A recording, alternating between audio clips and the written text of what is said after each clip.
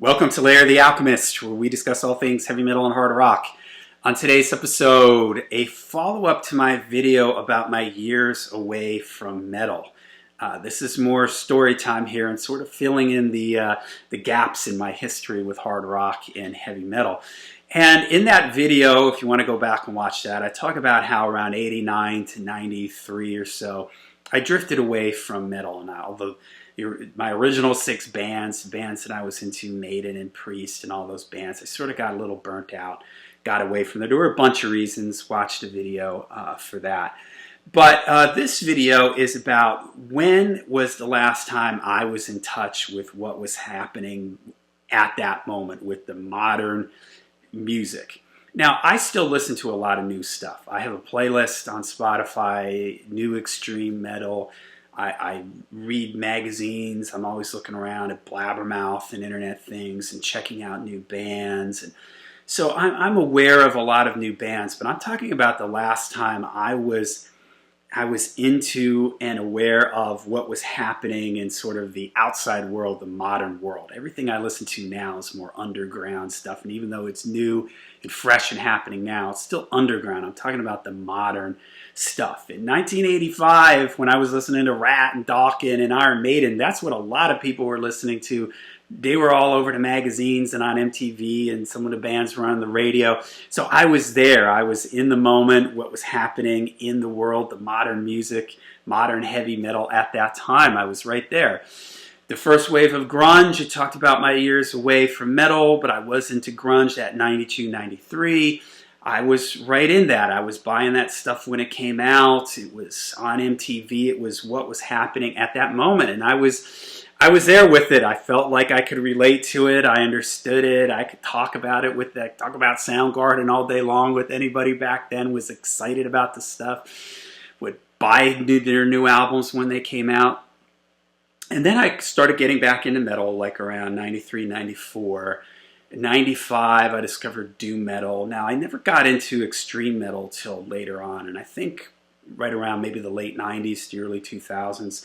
And I think part of that was where I was, I didn't have access to like a lot of European magazines, so when metal sort of went underground, I was just out of touch. When I was in college, I didn't mention this in my other video, but I was living in a studio apartment. I had no TV.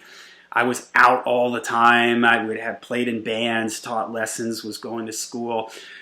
So I was just out of touch with what was happening. And that was that way. I didn't have a TV until I got married. I didn't get on in 96 when I got married. I didn't even get on the internet until I think it was like 97 when I got on the internet. So I was really late to a lot of these things. So in a lot of ways, I was sort of isolated from what was going on in the underground.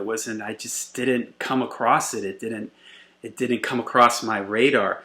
But really, the last time that I was aware and into what was happening at the moment, the modern music, was that first wave of grunge stuff. After that, I went off into doom metal and then eventually got into the more extreme stuff and was into collecting records and discovering classic cult 80s metal bands. I do remember the last time that I felt like I was sort of in the hip and understood what was happening at the moment was Tool. I liked Tool. I remember buying Ladderless the day it came out.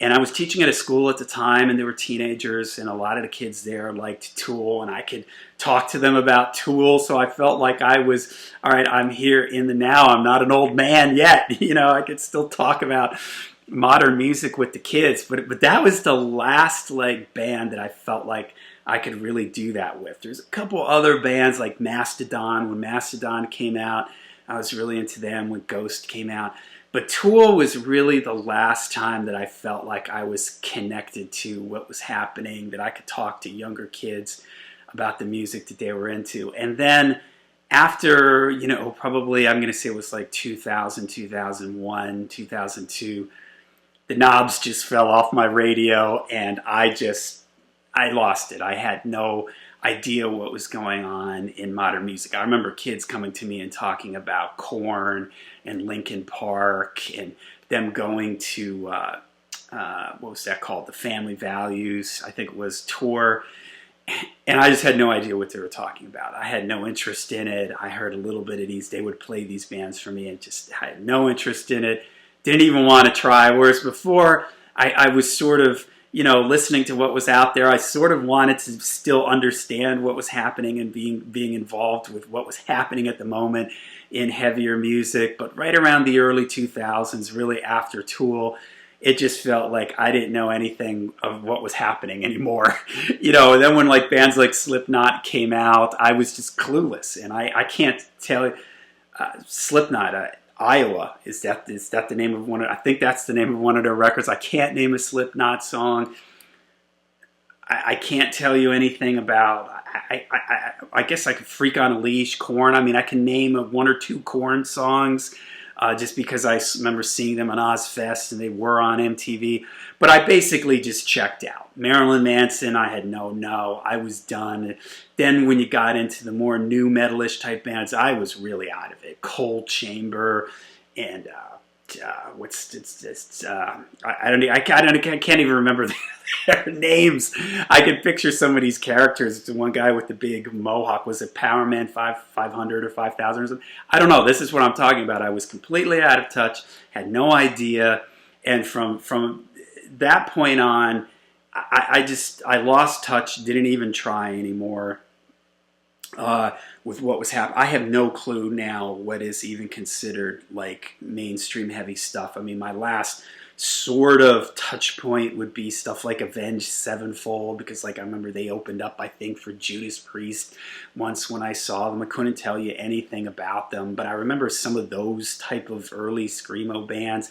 And again, I was sort of listening, like I remember the original Gothenburg people, At Flames and Dark Tranquillity. I remember getting into that when that stuff kind of first came out. But at that point, I think metal wasn't really in the mainstream anymore. It wasn't like, for instance, like Marilyn Manson. Marilyn Manson was somebody who you saw him on talk shows and on the cover of magazines and stuff like that. And I just had absolutely no clue. The kids at my school, there were kids that were into that stuff.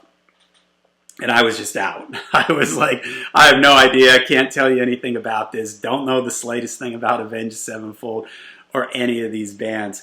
So that's why sometimes when people comment like, why don't you talk about Bullet for My Valentine? Well, because I can't tell you a single thing about Bullet for My Valentine.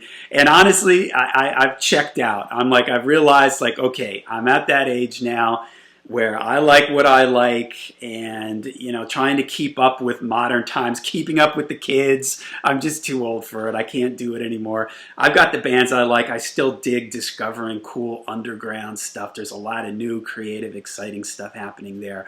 So that's how I try to stay connected to newer things. But when it comes to like modern stuff, and I don't even know if there is anything. I mean, Greta Van Fleet, I don't know. I know that there's some other bands that do that kind of sound. I have no clue. I don't really have any interest in even listening to it or, trying to figure out what it is. I'm an old man now. I'm set in my ways.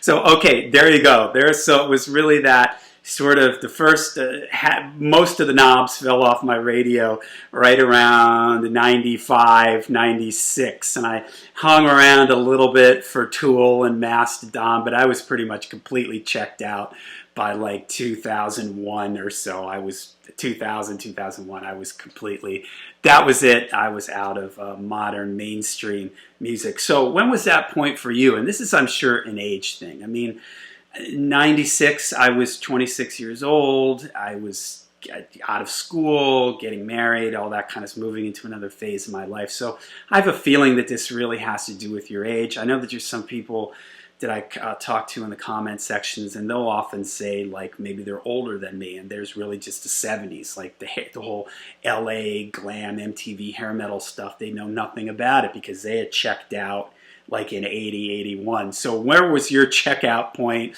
Where did you just say, all right, that's it? You didn't follow modern music anymore. Let me know what that point was for you. And I think this is important because, again, it tells my story. And so you understand the music that I'm aware of. And of course, again, I was listening to Maiden and Priest when my classic bands, all those bands came back. I was following all of them. But when it just came to the modern stuff that the teenagers were listening to, I punched my card right around 2001. So let me know when that moment was for you. Leave it down in the descriptions. And until we see you again, make sure you rock hard, ride free.